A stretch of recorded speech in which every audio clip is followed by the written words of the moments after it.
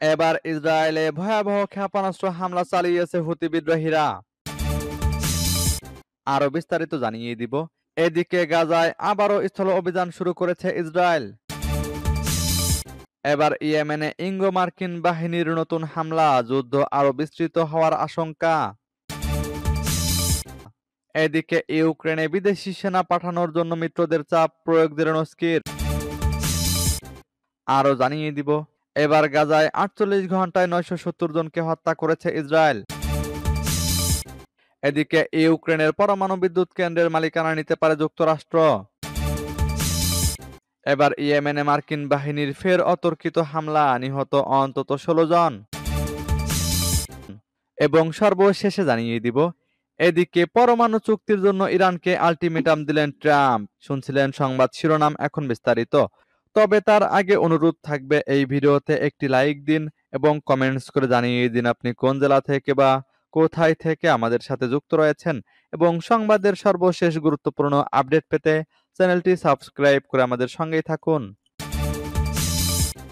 এবার ইসরায়েলে ভয়াবহ ক্ষেপণাস্ত্র হামলা চালিয়েছে হুতি বিদ্রোহীরা।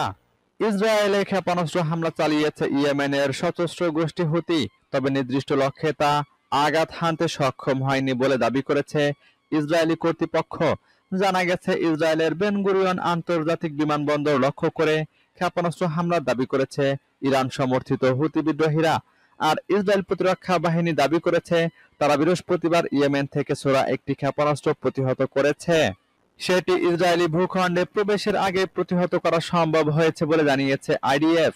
গাজা যুদ্ধ শুরু হওয়ার পর থেকে ফিলিস্তিনিদের প্রতি সংহতি প্রকাশ করে যুক্তরাষ্ট্র এবং ইসরায়েলের বিরুদ্ধে হুতিরা লোহিত সাগরে বিভিন্ন জাহাজে আক্রমণ এবং ইসরায়েলে হামলা চালিয়ে আসছে। চলতি বছরের জানুয়ারির মাঝামাঝি সময়ে শুরু হওয়া ইসরায়েল হামাস যুদ্ধবিরতির কারণে হামলা বন্ধ রেখেছিল বিদ্রোহী গোষ্ঠীটি, কিন্তু শনিবার ইয়েমেনে যুক্তরাষ্ট্রের ভয়াবহ হামলার পর তারা আবারও ক্ষেপণাস্ত্র ও ড্রোন হামলা শুরু করেছে। সূত্র আল জাজিরার। এদিকে গাজায় আবারও স্থল অভিযান শুরু করেছে ইসরায়েল। অবরুদ্ধ গাজা উপত্যকায় নতুন করে ব্যাপক হামলা শুরু করেছে ইসরায়েল। মঙ্গলবার ও বুধবার ভয়াবহ বিমান হামলার পর বৃহস্পতিবার থেকে ওই উপত্যকায় আবারও স্থল অভিযান শুরু করেছে ইহুদিবাদী সেনারা। তেল আবিব বলছে, ফিলিস্তিনিদের জন্য এটি শেষ সতর্কবার্তা, যাতে তারা জিম্মিদের ফেরত দেয় এবং হামাসকে ক্ষমতা থেকে সরিয়ে দেয়। গত মঙ্গলবার ভোর থেকে গাজায় ভারী বিমান হামলা শুরু করে ইসরায়েল। গাজার স্বাস্থ্য মন্ত্রণালয়ের তথ্য মতে এই হামলায় ৪ শতাধিক মানুষ নিহত হয়েছেন। বুধবারও ইসরায়েলি হামলায় বহু হতাহতের ঘটনা ঘটে। এরপর বৃহস্পতিবার রিপোর্ট লেখা পর্যন্ত ইসরায়েলের বর্বরোচিত হামলায় ৭১ জন ফিলিস্তিনি নিহত হয়েছে বলে জানা গেছে। বিশ্বজুড়ে বিভিন্ন দেশ ও সংগঠন গাজায় যুদ্ধবিরতি বজায় রাখার আহ্বান জানালেও তা উপেক্ষা করেই হামলা চালিয়ে যাচ্ছে ইসরায়েল। এর ফলে ফিলিস্তিনিরা আবারও ধ্বংসস্তূপের মধ্যে প্রিয়জনের মরদেহ খুঁজতে বাধ্য হচ্ছেন। ইসরায়েল যেসব এলাকাকে যুদ্ধ এলাকা হিসেবে ঘোষণা করেছে, সেখান থেকে সাধারণ মানুষ পালিয়ে যাচ্ছে। উত্তর গাজা থেকে পালানো অনেক পরিবারকে শিশু সহ রাস্তায় আশ্রয় নিতে দেখা গেছে। এবার ইয়েমেনে ইঙ্গো মার্কিন বাহিনীর নতুন হামলা, যুদ্ধ আরো বিস্তৃত হওয়ার আশঙ্কা। মঙ্গলবার সকালে ইয়েমেনের আল মাসিরা টিভি চ্যানেল জানিয়েছে যে সানা প্রদেশের জাবাল সারাফ এলাকাটি মার্কিন হামলার লক্ষ্যবস্তুতে পরিণত হয়েছে। পার্স টুডে অনুসারে সানার আল থাওরা জেলার ওয়েস্ট আল স্টেইন স্ট্রিটের কাছে একটি এলাকাকেও লক্ষ্যবস্তু করে হামলা চালিয়েছে আমেরিকা। ইয়েমেনি সংবাদ মাধ্যমের খবর অনুযায়ী আল হুদাইদা প্রদেশের বাজিল জেলার আল হাবাসি স্টিল ও আয়রন কোম্পানিতে ইঙ্গো মার্কিন বাহিনী ১২ বার হামলা চালিয়েছে। হামলায় সম্ভাব্য হতাহতের পরিমাণ বা আর্থিক ক্ষয়ক্ষতির বিষয়ে এখনো কোনো প্রতিবেদন প্রকাশিত হয়নি। এদিকে জাতিসংঘের শিশু তহবিল এক বিবৃতিতে নিশ্চিত করেছে যে ইয়েমেনের সাদায় মার্কিন বিমান হামলায় ৬ এবং ৮ বছর বয়সী কমপক্ষে ২ ছেলে নিহত হয়েছে। শনিবার সন্ধ্যায় ইঙ্গো মার্কিন বাহিনী ইয়েমেনের সানা এবং সাদা শহরগুলোকে লক্ষ্য করে হামলা চালায়, যার ফলে কয়েক ডজন মানুষ নিহত হয়। এদিকে ইউক্রেনে বিদেশি সেনা পাঠানোর জন্য মিত্রদের চাপ জেলেনস্কির। ইউরোপীয় মিত্রদের সাথে ভিডিও কলে সাক্ষাৎ করেছেন ইউক্রেনের প্রেসিডেন্ট ভলোদিমির জেলেনস্কি। সাক্ষাতের আয়োজন করেন ব্রিটিশ প্রধানমন্ত্রী কেয়ার স্টারমার। ব্রিটিশ সংবাদ সংস্থা রয়টার্স এ তথ্য জানায়। ভিডিও কলে যুক্তরাজ্য ও ইউক্রেন ছাড়াও উপস্থিত ছিলেন ইউরোপের বিভিন্ন দেশের নেতারা। এ সময় রাশিয়ার সাথে শান্তি চুক্তিতে গেলে ইউক্রেনকে নিরাপত্তা প্রদানের ব্যাপারে দেশগুলোর অবস্থান স্পষ্ট করার আহ্বান জানান জেলেনস্কি। এক্ষেত্রে ইচ্ছুক দেশগুলোর একটি জোট ইউক্রেনকে স্থল, সমুদ্র ও আকাশ সীমায় নিরাপত্তা দিতে সাহায্য করবে বলে আশ্বাস দেন ব্রিটিশ প্রধানমন্ত্রী। অপরদিকে জেলেনস্কি বলেন, রাশিয়ার বিরুদ্ধে শুধু নিষেধাজ্ঞা বজায় রাখলেই চলবে না, বরং তা ক্রমাগত শক্তিশালী করতে হবে। ইউক্রেনের প্রেসিডেন্ট নিরাপত্তার উপর গুরুত্ব আরোপ করে বলেন, আমাদের অবশ্যই ইউরোপীয় জোটের উপর কাজ চালিয়ে যেতে হবে, যা ইউরোপের ভবিষ্যৎ সশস্ত্র বাহিনীর ভিত্তি তৈরি করবে। সেক্ষেত্রে জোটের সাথে মার্কিন বাহিনীর সমর্থন থাকলে শান্তি আরও নির্ভরযোগ্য ও স্থায়ী হবে। এবার গাজায় ৪৮ ঘন্টায় ৯৭০ জনকে হত্যা করেছে ইসরায়েল। যুদ্ধবিধ্বস্ত গাজায় নতুন করে হামলা চালিয়ে গত ৪৮ ঘন্টায় ৯৭০ জন ফিলিস্তিনিকে হত্যা করেছে দখলদার ইসরায়েল। বুধবার হামাস নিয়ন্ত্রিত গাজার স্বাস্থ্য মন্ত্রণালয় এ তথ্য জানিয়েছে। স্থানীয় সংবাদ মাধ্যমগুলো জানিয়েছে, গাজায় অবস্থিত জাতিসংঘের ভবনে হামলায় বিদেশি এক জাতিসংঘ কর্মী নিহত হয়েছেন। এ সময় আরও ৫ জন গুরুতর আহত হয়েছেন। গাজার স্বাস্থ্য মন্ত্রণালয় জানিয়েছে, গত সোমবার দুপুরে গাজা যুদ্ধে নিহতের সংখ্যা রেকর্ড করা হয় ৪৮,৫৭৭ জন। বুধবার দুপুর পর্যন্ত এই সংখ্যা বেড়ে দাঁড়ায় ৪৯,৫৪৭ জনে।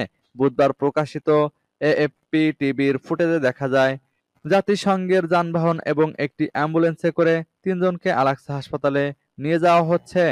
আল আকসা হাসপাতালের ফুটেজে দেখা গেছে, ২ জন পুরুষের পায়ে আঘাত লেগেছে এবং তৃতীয় একজনের উভয় বাহুতে এবং পেটে ব্যান্ডেজ ও বুকে রক্তের চিহ্ন রয়েছে।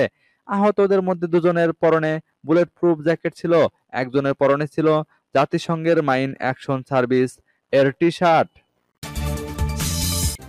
এদিকে ইউক্রেনের পরমাণু বিদ্যুৎ কেন্দ্রের মালিকানা নিতে পারে যুক্তরাষ্ট্র। ইউক্রেনের পারমাণবিক বিদ্যুৎ কেন্দ্রগুলোর মালিকানা ও পরিচালনা দায়িত্ব যুক্তরাষ্ট্র নিতে পারে বলে ইঙ্গিত দিয়েছে মার্কিন পররাষ্ট্রমন্ত্রী মার্কো রুবিও। ওভাল অফিসের সেই ঐতিহাসিক বিতর্কের পর বুধবার প্রথমবারের মতো ট্রাম্প ও জেলেনস্কির মধ্যে সরাসরি ফোনে কথা বলেন। যদিও এর আগে দুই দেশের প্রতিনিধিরা সৌদি আরবে বৈঠক করেছে এবং ৩০ দিনের একটি সম্ভাব্য যুদ্ধবিরতি নিয়ে আলোচনা করেছে। হোয়াইট হাউস জানিয়েছে, বুধবারের ফোনালাপে ইউক্রেনের পারমাণবিক বিদ্যুৎ কেন্দ্রগুলোতে যুক্তরাষ্ট্রের সম্ভাব্য মালিকানা নিয়েও কথা হয়েছে। তবে জেলেনস্কি পরে পরিষ্কার করে বলেন, আলোচনাটি মূলত রাশিয়া নিয়ন্ত্রিত জাপোরিজিয়া প্ল্যান্টকে ঘিরেই ছিল। পরে মার্কিন পররাষ্ট্রমন্ত্রী মার্কো রুবিও জানান, ট্রাম্প ইউক্রেনকে আরও আকাশ প্রতিরক্ষা ব্যবস্থা, বিশেষ করে ইউরোপ থেকে সংগ্রহে সহায়তা করতে রাজি হয়েছেন। দুই নেতা যুদ্ধের পরিস্থিতি অনুযায়ী তাদের প্রতিরক্ষা বাহিনীগুলোর মধ্যে ঘনিষ্ঠ যোগাযোগ ও তথ্য আদান-প্রদান চালিয়ে যাওয়ার বিষয়ে সম্মত হয়েছেন। আবারও ইয়েমেনে মার্কিন বাহিনীর অতর্কিত হামলা, নিহত অন্তত ১৬ জন। ইয়েমেনের বিদ্রোহী গোষ্ঠী হুতিদের লক্ষ্য করে ফের অতর্কিত হামলা চালিয়েছে মার্কিন বাহিনী। এতে হুতির অন্তত ১৬ জন সদস্য নিহত হয়েছে। বৃহস্পতিবার আনাদুলু এজেন্সির এক প্রতিবেদনে এই তথ্য জানানো হয়েছে। এদিকে রয়টার্স বলছে, টানা ৫ দিন ধরে ইয়েমেনে হামলা চালাচ্ছে মার্কিন বাহিনী। তবে সর্বশেষ চালানোর বিস্তারিত সম্পর্কে তেমন কিছু জানায়নি হুতি সংশ্লিষ্ট সংবাদ সংস্থা সাবা। এর আগে ইয়েমেনের রাজধানী সানায় চালানো মার্কিন হামলায় ৭ জন নারী এবং ২ জন শিশু আহত হয় বলে প্রতিবেদনে বলা হয়েছে। আল মাসিরা টিভির প্রতিবেদনে বলা হয়েছে, মার্কিন বাহিনী আল জাউফ প্রদেশের আল হাজম জেলার সাদা আল বায়াদা প্রদেশের সাওয়াদিয়া জেলায় হামলা চালিয়েছে। এর আগে গত শনিবার মার্কিন প্রেসিডেন্ট ডোনাল্ড ট্রাম্প বলেন, তিনি হুতিদের বিরুদ্ধে তুমুল হামলার জন্য নির্দেশ দিয়েছেন। সেই শনিবার থেকে মঙ্গলবার পর্যন্ত মার্কিন বিমান বাহিনী ইয়েমেনে কয়েক ডজন হামলা চালিয়েছে বলে আনাদুলু এজেন্সির প্রতিবেদনে বলা হয়েছে। এসব হামলায় নিহত হয়েছে অন্তত ৫৩ জন এবং আহত হয়েছে ১০৭ জন। হতাহতদের মধ্যে নারী ও শিশু রয়েছে। এদিকে পরমাণু চুক্তির জন্য ইরানকে আলটিমেটাম দিলেন ট্রাম্প। নতুন পরমাণু চুক্তির জন্য ইরানকে ২ মাসের সময়সীমা বেঁধে দিয়েছেন যুক্তরাষ্ট্রের প্রেসিডেন্ট ডোনাল্ড ট্রাম্প। এর মধ্যে চুক্তি না হলে সামরিক পদক্ষেপ নিতে প্রস্তুত যুক্তরাষ্ট্র। ইরানের পরমাণু কর্মসূচি নিয়ে নতুন করে উত্তেজনা শুরু হয়েছে। সম্প্রতি পরমাণু বিষয়ক আলোচনার প্রস্তাব দিয়ে ইরানের সর্বোচ্চ ধর্মীয় নেতা আয়াতুল্লাহ আলী খামেনিকে একটি চিঠি পাঠান মার্কিন প্রেসিডেন্ট ডোনাল্ড ট্রাম্প। তবে এ চিঠি প্রত্যাখ্যান করেন খামেনি। ইরানের সরকারি বার্তা সংস্থা ইরনার উদ্ধৃতি দিয়ে এএফপি এই খবর জানায়। এএফপি জানিয়েছে, চিঠি প্রত্যাখ্যান করায় খামেনিকে ২ মাসের আলটিমেটাম দিলেন ট্রাম্প।